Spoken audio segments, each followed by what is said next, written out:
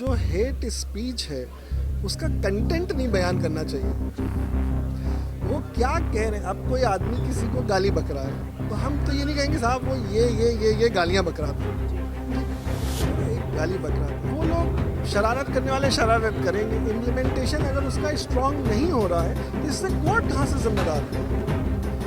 मतलब हम इस बात को तो मानेंगे कि जब कहीं डिसएग्रीमेंट होगा तब लोग कोर्ट के पास जाएंगे और उसके बाद फिर एक कोई ऑर्डर आएगा, लेकिन उससे पहले की जिम्मेदारी किसी की, वो जिम्मेदारी उन लोगों से पूछनी चाहिए जो उसके लिए जिम्मेदार है।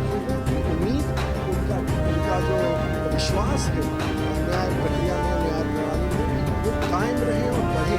बनस्बत ये बिल्कुल नहीं सोचे कि कुछ नहीं बचाए और अब क्या होगा, ऐसा बिल्कुल नहीं है। अगर ऐसा होता तो हम लोग अपने मुकदमे कोर्ट में या उसकी इतनी पुरजोर पैरवी क्यों करते हैं? इसलिए करते हैं क्योंकि हमें पूरी उम्मीद है कि हम अपनी बात को जब जाहिर करेंगे तो हमारी बात सुनी जाएगी, समझी जाएगी और उसके हक में फैसला होगा। लड़ रहे हैं मजलूम के लिए, और ये इंसाफ की लड़ाई का मतलब ये है कि जिसको हम समझते हैं और जिसको हम बहुत ही अच्छे से ये जानते हैं कि उसने ऐसा नहीं किया है, कि वो गिल्टी नहीं है, और हम उसके पास उस सब सबूत भी हैं और वो ये जाहिर कर सकता है, साबित कर सकता है कि वो बेगुनाह है।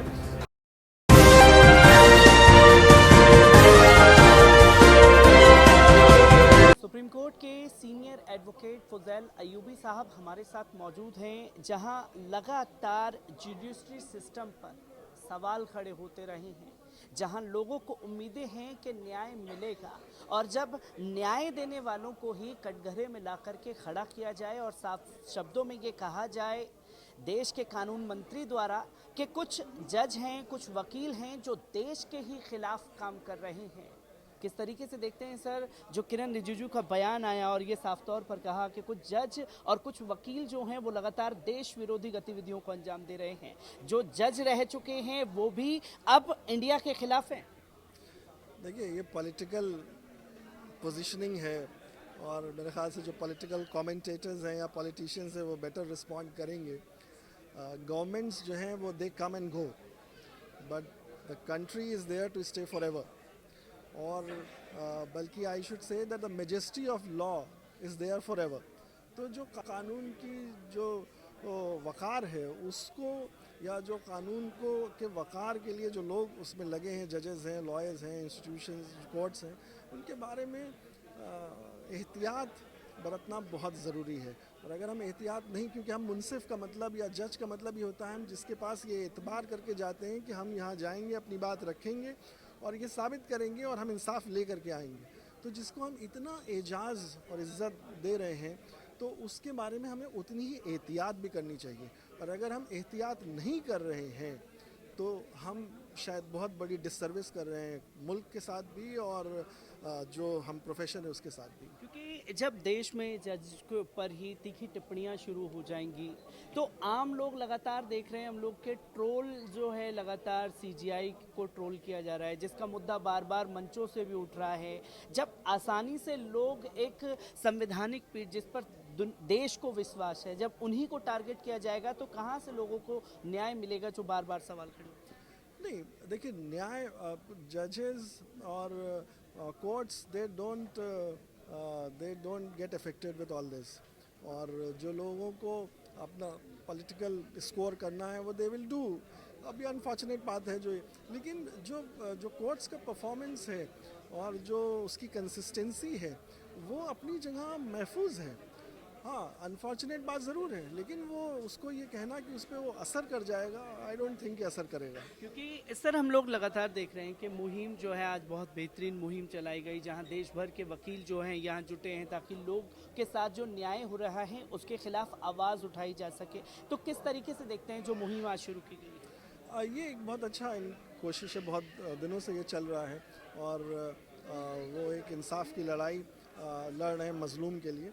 और ये इंसाफ की लड़ाई का मतलब ये है कि जिसको हम समझते हैं और जिसको हम बहुत ही अच्छे से ये जानते हैं कि उसने ऐसा नहीं किया है, कि वो गिल्टी नहीं है, और हम उसके पास उस सब सबूत भी हैं, और वो ये जाहिर कर सकता है, साबित कर सकता है कि वो बेगुनाह है, उसको हम कोर्ट में प्रेजेंट करते हैं और उसकी जो बेगुनाही है उसको साबित करके उससे एक ऑर्डर लेते हैं कि ये जो इनके ऊपर इल्ज़ाम था वो, आप तबलीगी जमात का मामला देखें, उसके अंदर फैसला कोर्ट का आया और उन्होंने सबको बरी किया। और दूसरे तमाम मामले, एनआरसी असम का मामला था जो सुप्रीम कोर्ट ने मॉनिटर किया, उसके बाद वहाँ एनआरसी हुई। और अभी भी कितने मामले हैं जिसके अंदर कोर्ट ने इंटरवेंशंस किए हैं और उसके बाद लोगों को मिला।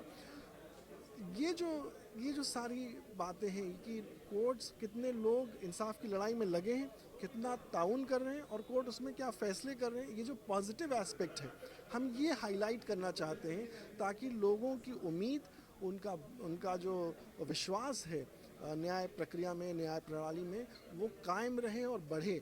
बनिस्बत वो ये बिल्कुल नहीं सोचें कि कुछ नहीं बचा है और अब क्या होगा, ऐसा बिल्कुल नहीं है। अगर ऐसा होता तो हम लोग अपने मुकदमे कोर्ट में या उसकी इतनी पुरजोर पैरवी क्यों करते हैं? इसलिए करते हैं क्योंकि हमें पूरी उम्मीद है कि हम अपनी बात को जब जाहिर करेंगे तो हमारी बात सुनी जाएगी, समझी जाएगी और उसके हक में फैसला होगा। क्योंकि सर दूसरा जो सबसे ज़्यादा गौर करने वाली तस्वीरें सामने आती है वो है हेट स्पीच को लेकर के जो लगातार देश भर में फैलाई जा रही है। सुप्रीम कोर्ट लगातार उस पर संज्ञान ले रहा है। हमने देखा कि सुप्रीम कोर्ट ने महाराष्ट्र को लेकर के किस तरीके से ऑर्डर दिया, फिर उसके बावजूद भी 4 महीने में 50 रैलियां की गई जहां मुसलमानों का बहिष्कार किया जाना चाहिए, मुस्लिम औरतों के लिए किस तरीके से अभद्र टिप्पणियां की गई। किस तरीके से देख रहे हैं ये जो हेट स्पीच लगातार आ रही है और उसके ऊपर कोई ठोस कार्रवाई नहीं?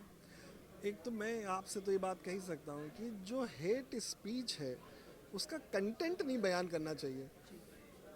वो क्या कह रहे हैं, अब कोई आदमी किसी को गाली बक रहा है तो हम तो ये नहीं कहेंगे साहब वो ये गालियाँ बक रहा था। ठीक, तो एक गाली बक रहा था, कोई हेट स्पीच दे रहा था, उसके मतलब तहसील पूनावाला का जजमेंट है, लोग उसका इम्प्लीमेंटेशन का इशू है। सुप्रीम कोर्ट ने बहुत सीरियस उसका नोट लिया और जस्टिस नागरत्ना की बेंच ने उसके कंटेक्स्ट में बहुत ऑर्डर्स दिए हैं। There is a series of orders. लेकिन तो ये आप इसको ऐसे समझिए, ये इंसिडेंस हो रहा है, आपको वकील और आपके लोग आपको मुहैया हैं, आप कोर्ट जा रहे हैं, कोर्ट से आपको ऑर्डर भी मिल रहे हैं, वो लोग शरारत करने वाले शरारत करेंगे। इम्प्लीमेंटेशन अगर उसका स्ट्रांग नहीं हो रहा है तो इससे कोर्ट कहाँ से जिम्मेदार है? मतलब हम इस बात को तो मानें कि जब कहीं डिसएग्रीमेंट होगा तब लोग कोर्ट के पास जाएंगे और उसके बाद फिर एक कोई ऑर्डर आएगा, लेकिन उससे पहले की जिम्मेदारी किसी की है? वो जिम्मेदारी उन लोगों से पूछनी चाहिए जो उसके लिए जिम्मेदार है। लेजिस्लेचर है, एग्जीक्यूटिव है, they have to answer, the court not has to answer. Court ने ऑर्डर पास किया है, अब बाकी सिस्टम को उसको इम्प्लीमेंट करना है, उसके ऊपर उसकी जिम्मेदारी इम्प्लीमेंट करनी है। एडवोकेट फुजैल अयूबी साहब हमारे साथ मौजूद थे जिन्होंने देश में चल रहे